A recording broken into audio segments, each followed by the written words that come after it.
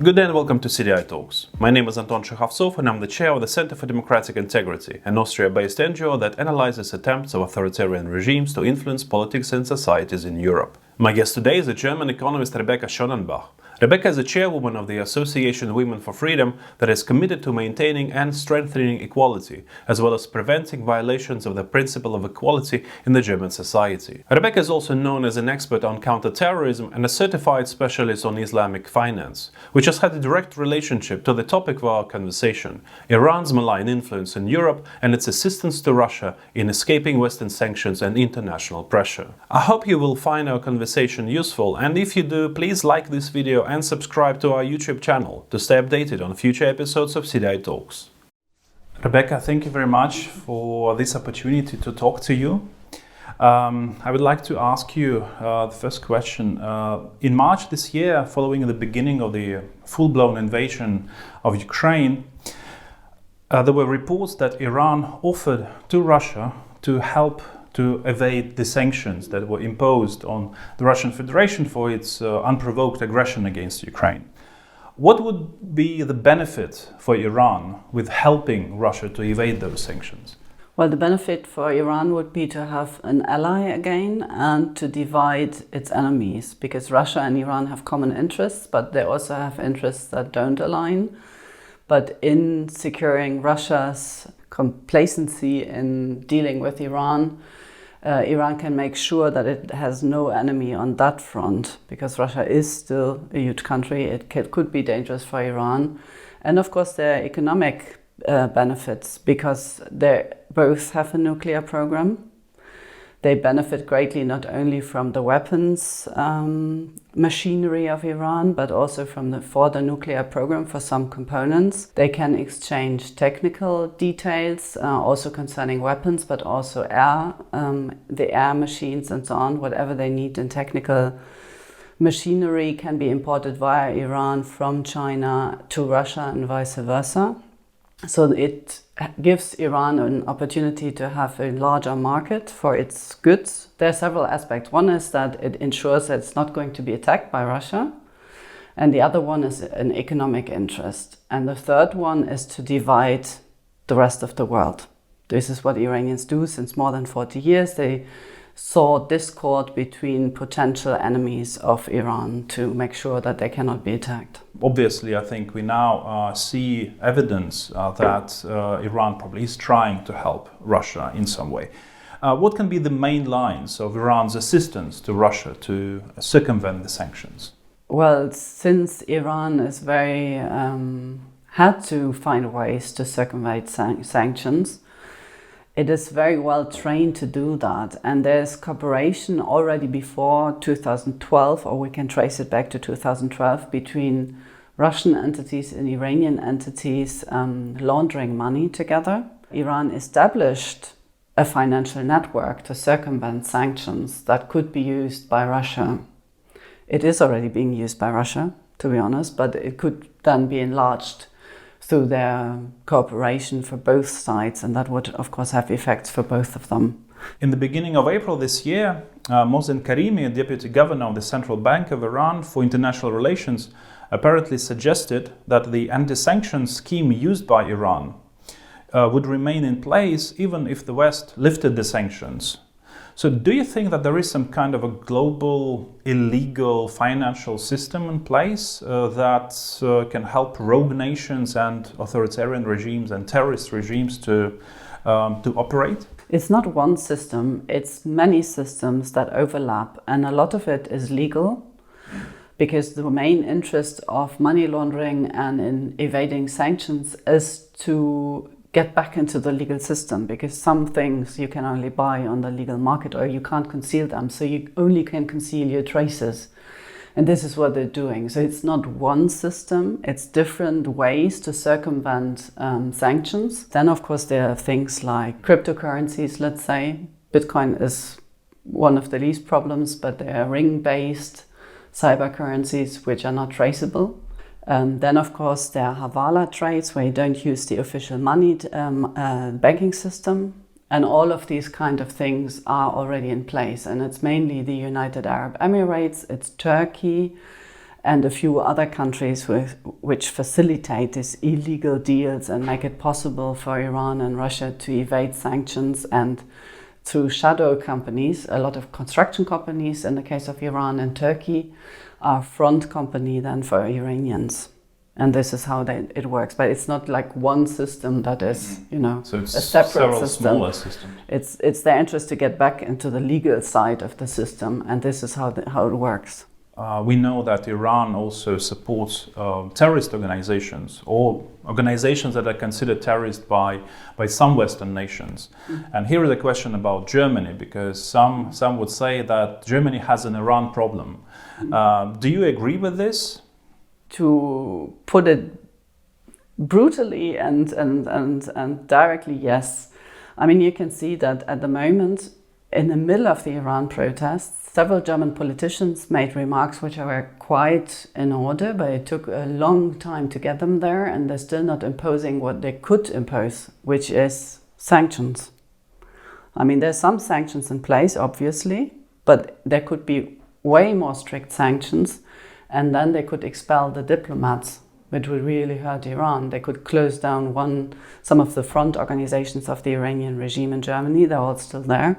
They could expel the diplomats. All these things are possible right now, and they're not going to do it. And you can see that we have a few commentators from think tanks within the journalist field who since years and years promote the narrative of the Iranian regime. How much of a problem is Iran's espionage activities in Germany? It is a problem. They expelled, for example, 11 Iranian diplomats who targeted Jewish kindergartens and persons, for example, from the German-Israeli society, and planned attacks. Espionage and economic espionage is a problem because they used cyber attacks. They used servers in the Czech Republic to attack German companies. They also influence certain figures in think tanks, in NGOs. They have people in journalism and so on, and they have developed a very sophisticated system of news outlets, state-controlled news outlets. Some of them are known, like Press TV, but also some websites which are mainly catering to the Shiite communities within Europe, but also in Africa. It's not very obvious that it's state-controlled by the Iranians, but it influences public opinion. And in Germany itself, it's not that they can influence on a large scale, so they don't have a website where everybody clicks in the morning to get the latest news, but it's still good enough to influence quite a part of it, and to at the strategic points to influence public opinion, at least if it comes to the atomic energy deal, or if it comes to refugees, and how to deal with the Iranian regime, whether it's a threat to Europe or not. It's largely considered not a threat, although the proofs are there. It's still, most of the public would think it's not a threat. You mentioned the use of media, you also mentioned some front organizations. What are other instruments of Iran's malign influence that you can identify in Europe? There are mosques. I mean, there are religious institutions which have a religious function, but largely serve as political centers for the Iranian regime. They even invite youth for some trainings. They also directly convert a lot of Sunni youth, which, for example, was observed in Belgium, which is astonishing, but that's one of their targets. But they also train Muslims from Sunni communities to become journalists. They give them media training. They do events that cater to a large Muslim population, not to integrate into the West. Religious institutions are one thing. Then they have institutions called Al-Mustafa Institute, which is a double function of religious scholars, a media training, studies and so on, that also functions, they work like think tanks mostly in the West, trying to put out papers to influence public opinion. And they're not really identified as Iranian websites, but controlled by the Iranian state and also putting out some of the Iranian narratives. And of course, then there's something like Press TV, and it works by engaging mostly Westerners. They have kind of a serious image. A lot of them also work for Russia Today. There's some overlap between those prominent figures, and they influence both the left and the far right. It's not so much about paying money. Most of the time you won't, if you control the accounts of people, you won't find direct payments to people.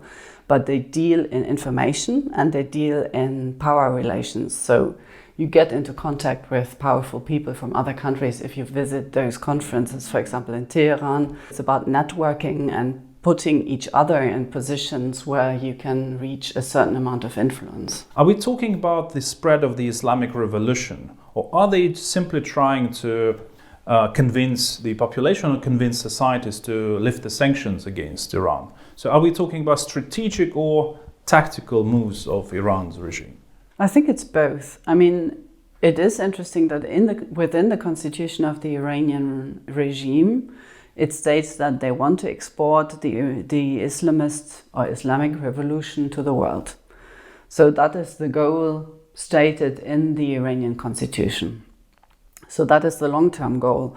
But on a tactical level, it's also about influencing the Muslim communities, mostly the Shiite Muslim communities, who are not necessarily Iranian. For example, in Nigeria, there's a large Shiite community. And they also use the local languages, so they have media outlets that mostly write and broadcast in local languages. Do you see any signs that Western nations are learning from their mistakes that they made while imposing sanctions on Iran? It seems that still Germany is learning very, very slowly. It learned very slowly towards Russia. It was very, very slow to impose sanctions. It still doesn't deliver all of the weapons that Ukraine needs. And it is the same actually with the Iranian regime. Germany, France and the UK are still in the JCPOA and the atomic deal. So they haven't left it. It's still in place. They're still negotiating with the Iranians, although the Russians are at the same table and openly say that they're going to use the deal to circumvent sanctions. This is what the Russian mediator said. So it's high time to impose sanctions, but they still won't do it. And then there's the same problem like with the Russians. Most of the families of the Iranian representatives live in the West. So there are quite a few families of known Iranian representatives who are based in Germany. Their daughters and sons study here. They buy shares of companies. They buy equity. And that could be a weapon, yeah? Because now the population of Iran can't travel. They very, very often don't get visa, but the regime representatives are free to travel. So it would be easy to at least stop the visa, stop the travel. But would it from hurt? Iran. This is a question, because if we look at Russia, for example, they wouldn't really care if those sanctions against individuals were imposed, because, well, they can always move to some other countries, to Saudi Arabia, to some Asian countries. Would it really hurt for Iranians officials to have their families sanctioned? Yeah, they wouldn't want to move to Saudi Arabia because they live here, because they want to live without headscarves, they want to go out dancing, they want to dance to music. All that is forbidden in Iran. It's now a little bit more allowed in Saudi Arabia, but it's still not the same like living in a Western country and living freely. They want to live free. They want to live the exact opposite lives of Iranians living in Iran. And I think it would hurt the individual families and thereby pressure the Iranian representatives to curb. And my final question is about what the West can do better when facing a challenge from Iran, and especially Iran cooperating with authoritarian regimes such as Russia. We recently heard about the deal, Iranian and Russian deal about drones, Iranian drones, that were quite harmful to say the least, to the Ukrainian army and to the Ukrainian civil population. What the West can do about Iran? You already mentioned these probable sanctions on individuals, but what else? Well, one of the things is with sanctions, the only reason why the system to circumvent sanctions works so well is because they're not thoroughly being investigated and implemented. So the first thing would be to really implement sanctions thoroughly, to impose strict sanctions, but then also to follow up and to really make sure that Iran is keeping within the line of those sanctions. At the moment, there's no real investigation. I mean, if a bank is caught, a Western bank, most of the time they pay a fine. It's calculated within their business program, and that's it. That is not going to help. So we really have to not only put sanctions in place, but to follow through. And this is the same with all of the policies towards Iran and Russia. It's the will to really, really take a stance and to do what you say. And that is lacking in the West. And I think it's lacking, and would be the most important lesson to learn, because people still think that if you talk to them, if you talk to Putin, if you talk to the Ayatollahs of the Iranian regime, they somehow will listen to reason, and they just don't. I mean, Putin just gave a speech which was quite crazy, catering to the global south in some strange way, but also doing some other things. I mean, nobody in their right mind could say that's the same person. But he means what he's saying, and you better listen to him because he's going to do something about it. And he said that he will attack Ukraine, and he's doing it. And the Iranian regime is doing the same thing. For example, one of the Iranian leaders was saying, we're going to develop nuclear weapons. Nobody can stop us. So listen to them and then work against it. Don't think just by talking to somebody they will change. They're not going to change. And they said it time and again, they're not going to change. So what they see it as a weakness, if we comply to if we try again and again to do deals, which then are being broken and there are no consequences, why should they think that we mean what we say? So the West has to really become strict. And one of the most valuable lessons is to learn that they not only mean what they say, but they see democracies as a threat. Because the democracies, a free world, is the biggest threat to them, because then their own populations can see what life they're missing out. They can see that there's an alternative, and this will stay a threat. So if you want to live free, then you have to defend democracies. And this is the biggest lesson that we have to learn. Thank you for this very insightful and interesting conversation, Rebecca. You're welcome. Thank you for having me.